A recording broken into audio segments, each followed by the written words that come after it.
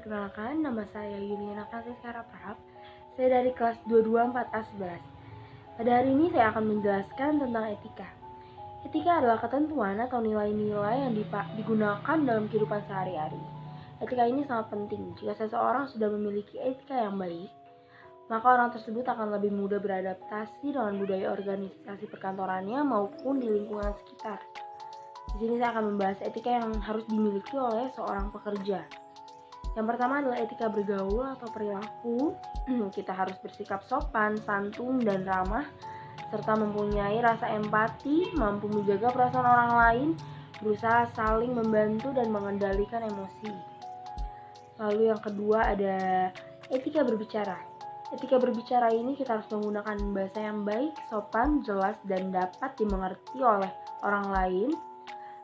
Lalu kita harus menatap lawan bicara saat orang lain berbicara agar orang tersebut merasa dihargai saat berbicara. Lalu saat berbicara suaranya harus yang jelas.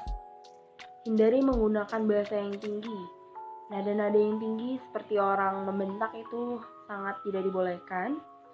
Lalu dapat mengimbangi lawan bicara, bisa menyenangkan lawan bicaranya, misalnya lewat pujian, atau sesekali humor juga boleh.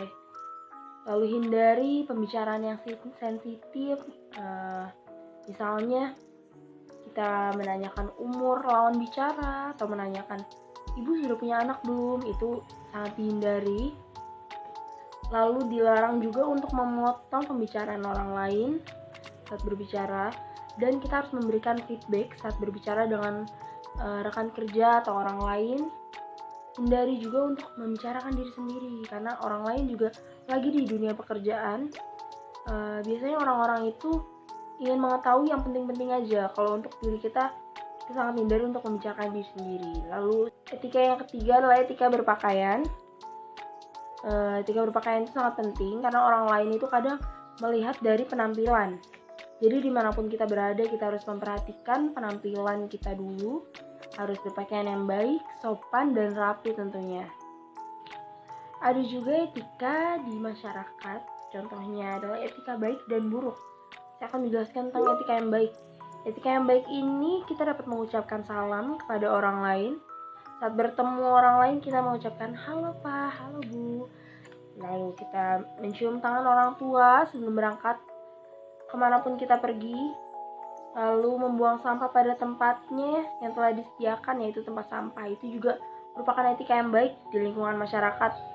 Meminta maaf saat melakukan sebuah kesalahan dan makan menggunakan tangan kanan. Saya juga akan menjelaskan tentang etika buruk di lingkungan masyarakat.